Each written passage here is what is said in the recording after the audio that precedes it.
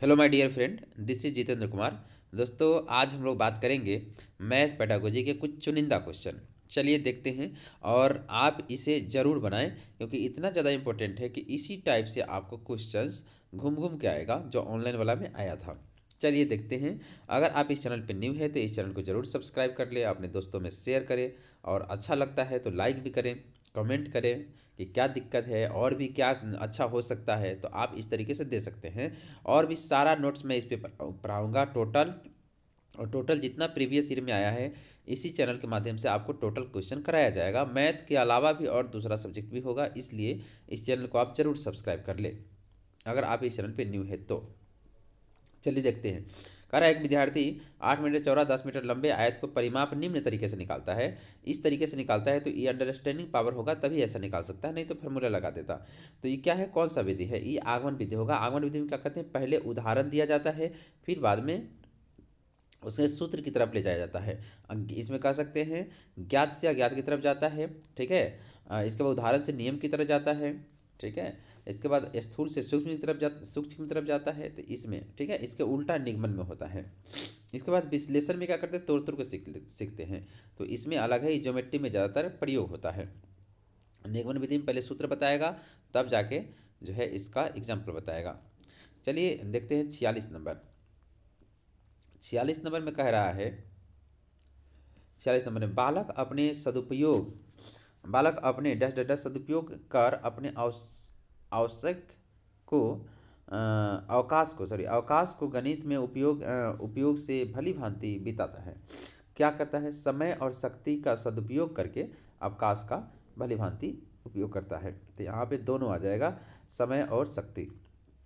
47 में कह रहा है भारतीय विद्यालय में गणित डैश डैश डैश से पढ़ाया जाता है। गलत ढंग से पढ़ाया जाता है, गलत नहीं होगा। इसका मशीनी ढंग से पढ़ाया जाता है, हाँ सही बात है। एक तरीके से आपको जो है ना, कोई तार्किक चीज़ें नहीं रहता ज़्यादातर, मतलब तर्क तो रहता है लेकिन आपको मशीनी ढंग से एक तरीके से बच्चा को कुछ नहीं मान के, ज़्यादातर आपको देखेंगे तो ज़्यादा टीचर ही प्रबल रहता है, लेकिन ऐसा नहीं होना चाहिए। बच्चा ही होना चाहिए, में सब कुछ बच्चा ही है, ठीक है, ऐसे मान के आपको चलना है। भारत में गणित पढ़ाने के डैश डैश डैश आदि पर बल दिया जाता है, किस पे? तर्क चिंतन पे तो दिया जाता है, तर्क चिंतन पे दिया जाता है कि नहीं दिया जाता? तर्क चिंतन पे यहाँ पे कौन सा नहीं होगा, तो तर्क चिंतन पे दिया जाता है। यहाँ विश्लेषण पे नहीं दिया जाता, आपका आंसर होगा विश्लेषण, ठीक है। 49 में देखिए, अध्यापक गणित के प्रश्नों को केवल श्याम पट्ट पर हल करके देता है और कॉपी में क्या करता है, उतारता है। कौन?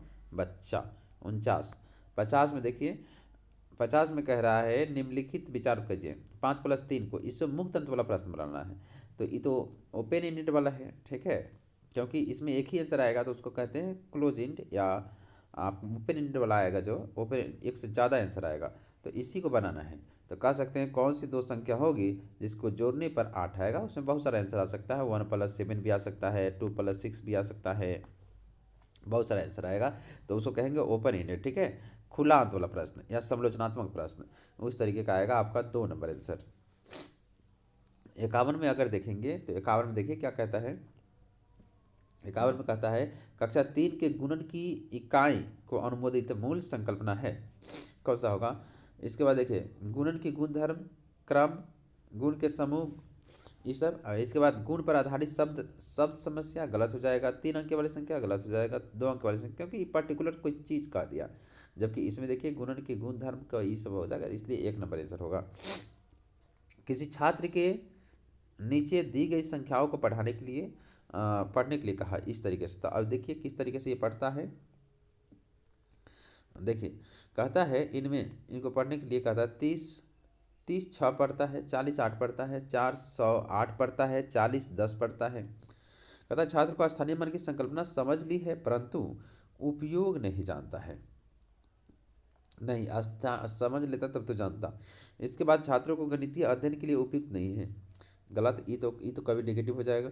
छात्र के स्थानीय मन का संकल्पना नहीं समझ पाता है, उसे केवल 2 अंक वाली संख्या पढ़ना आता है, हाँ ये सही, 3 नंबर, ठीक है। छात्रों को गणित के कक्षा में अच्छा नहीं लगता, ये गलत तरीका है, सी इसका आंसर हो जाएगा। चलिए देखे हैं 53। वान हिले के ज्यामिति चिंतन के संख्याओं का अनुसार ज्यामिति समझ के विकसित व्यवस्थाओं का सही क्रम।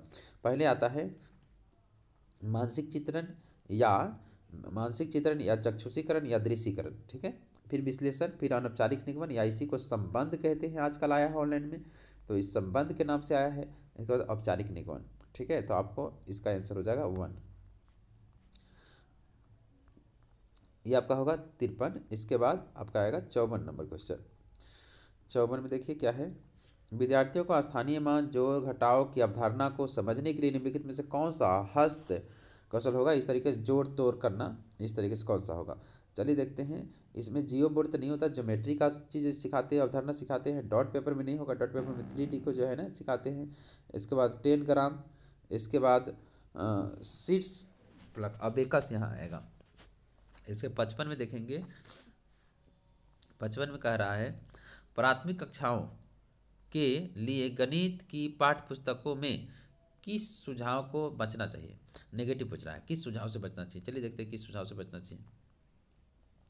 पाठ्य पुस्तक में उस भाषा का प्रयोग करना चाहिए जिसे सामान्य बच्चे बोल समझते हैं। हाँ सही है। बहुत अधिक चित्रों से बचना चाहिए और अभ्यास प्रश्नों करने के लिए पर्याप्त स्थान देना चाहिए। गलत है इस तरीके से। फिर कह रहा है भाषा और चित्र लिंग समानता के ध्यान में रखते हुए देना चाहिए। सही है। गणितीय अवधारणा का विषय की अवधारणा का क्रमबद्ध तरीके से देना चाहिए। 11 में ये आपका 2 नंबर यहाँ पे नेगेटिव है, 2 नंबर होगा। इसके बाद है सीनू साधारण जोड़ घटाव इस तरीके से करता है, ठीक है। उसे पूर्व निर्वहन की कहानी के माध्यम से दिए जाते हैं। कौन सा स्तर है, क्या मिलान स्तर है, क्या उम्मीदी स्तर है, क्या मात्रा निर्धारित नहीं कर सकता, विभाजन स्तर है। तो इस समय आपका मिलान स्तर होगा, ठीक है। इसके बाद 57 में देखेंगे तो कहता है एक विद्यार्थी 5 मीटर को सेंटीमीटर में व्यक्त करने के लिए कहा गया, उसका उत्तर 50 सेंटीमीटर था। ये त्रुटिकरण कर दिया। गलत आकलन है या पूर्ण वर्गीकरण की त्रुटि है, आधारभूत तथ्य में त्रुटि है और दोषपूर्ण इस तथ्य में त्रुटि है, फैक्ट उसको नहीं आ रहा है।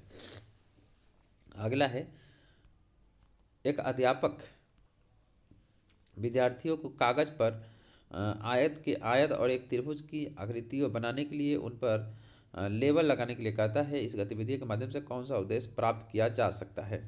इसमें जो है ना आकृतियों का ज्ञान दिया जाता है, इसमें आकृति को ज्ञान के बारे में सिखाया जा रहा है।